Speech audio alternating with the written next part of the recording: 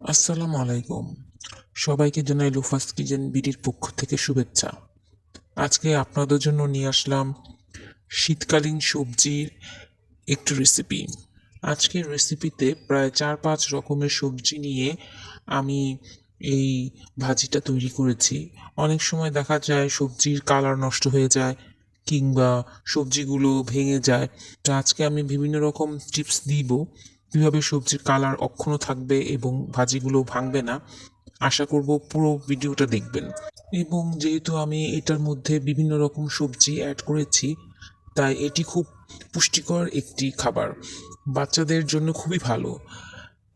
এই ভাজিটা আপনি সকালের নাস্তা অথবা দুপুরে গরম ভাতের সাথেও খেতে পারবেন।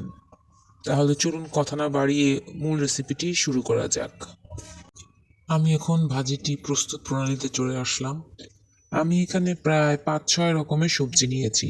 ফুলকপি, গাজর, বাঁধাকপি, সিম, নতুন আলু, কাঁচা পাকা টমেটো।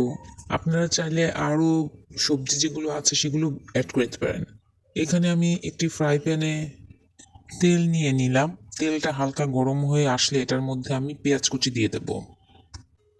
পেঁয়াজ কুচি দিয়ে এটাকে একটু হালকা লাল করে ভেজে নেব। পেঁয়াজ বেরেস্তা করার প্রয়োজন নেই, হালকা লাল হলেই চলবে।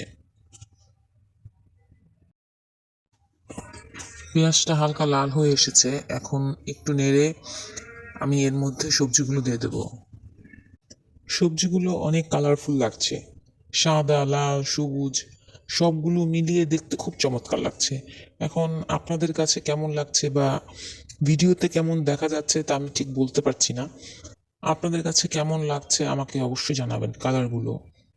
এখন আমি এর মধ্যে 5-6টা কাঁচা মরিচ দিয়ে দিচ্ছি। আমি এই কাঁচা মরিচগুলো হালকা চিড়ে নিয়েছি। যেহেতু আমি এর মধ্যে কোনো হলুদ গুঁড়া বা মরিচ গুঁড়া ব্যবহার করছি না, তাই আমি ঝালের জন্য মরিচগুলো একটু চিড়ে দিয়েছি। আপনারা যদি ঝাল কম পছন্দ করেন তাহলে মরিচ কমিয়ে দিতে পারেন। আবার যদি ঝাল বেশি খেয়ে থাকেন, বেশি পছন্দ করেন ঝাল খেতে, তাহলে মরিচগুলো বাড়িয়ে দিতে পারেন। এবং সাথে দিয়ে দিলাম টমেটো, যে আমি কাঁচা এবং পাকা দু ধরনের টমেটো আমি এখানে ব্যবহার করেছি। আপনারা আপনাদের ইচ্ছে মতো টমেটো এখানে ব্যবহার করতে পারেন। এখন সবজিগুলোকে আমি একটু নেড়ে মিশিয়ে নিচ্ছি। এখন কিন্তু আপনারা খেয়াল করবেন আমি লবণ দিইনি। এখন একটু আমি হালকা ঢেকে, বেশিক্ষণ না, 5 মিনিটের জন্য রেখে দেব, শুধু একটু ভাপ দেওয়ার জন্যে। আর এখানে আমি এক্সট্রা কোনো পানি ব্যবহার করিনি।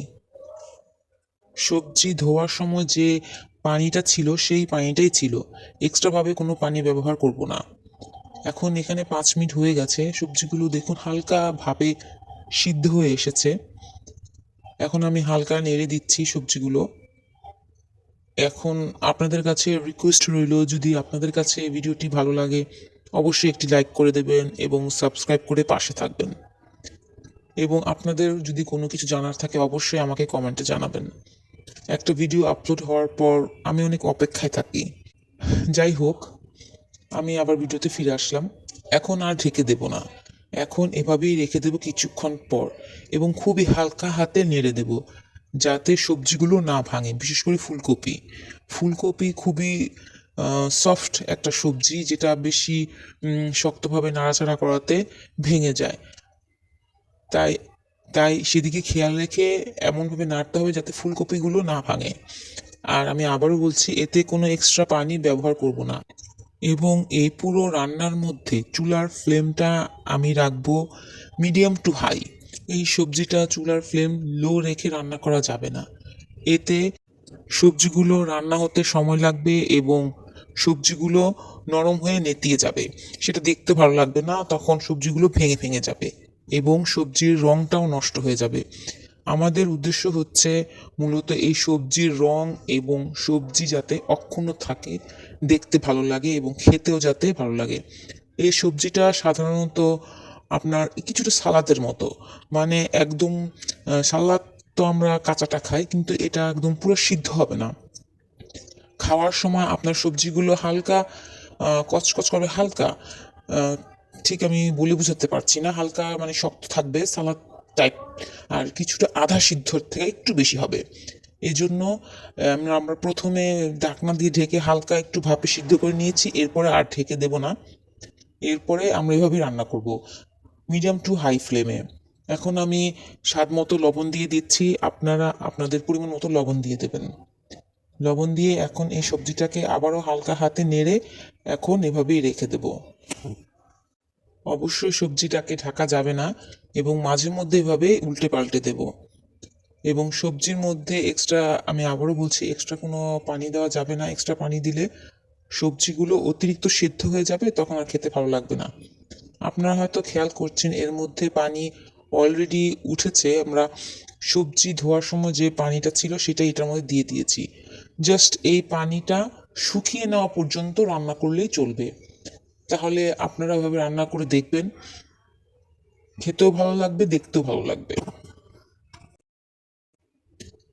এই তো এখন সবজিটা হয়ে গেছে। আমি আধা চা চামচ কালো গোলমরিচের গুঁড়ো দিয়ে দিচ্ছি এবং ধনেপাতা দিয়ে ভালোভাবে নেড়ে নামিয়ে ফেলবো।